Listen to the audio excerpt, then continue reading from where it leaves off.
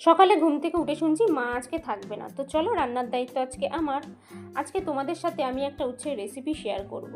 আমি এখানে বেশ কিছুটা উচ্ছে, আদা, পেঁয়াজ, রসুন, লঙ্কা নিয়ে নেব।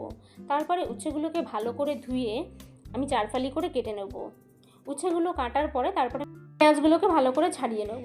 পেঁয়াজগুলো ভালো করে ছাড়ানোর পরে আমি এখানে বেশ কিছুটা রসুন ছাড়িয়ে নেব। রসুনগুলো ছাড়ানোর পরে আমি একটা মিক্সির বাটিতে ভালো করে ধুয়ে এগুলোকে পেস্ট করতে দেবো।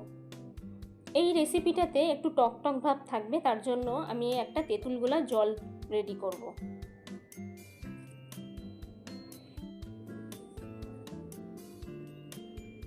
তেঁতুলগুলো একটা বাটির মধ্যে আমি ভিজিয়ে রাখি কিছুক্ষণ।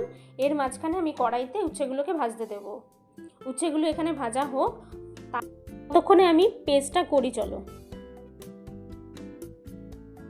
পেস্ট করা হয়ে গেছে, তো চলো কড়াই থেকে এবার আমি উচ্ছেগুলোকে আলাদা একটা বাটিতে তুলে রাখবো। সেই কড়াইতে আমি ওই মশলাগুলোকে দিয়ে দেবো।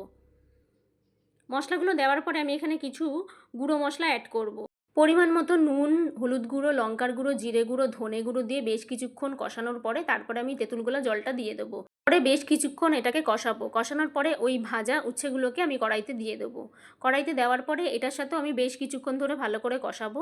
রেসিপিটা কেমন লাগলো কমেন্টে জানাতে আমাকে ভুলবে না। তো চলো আজকের জন্য এইটুকুই, টাটা।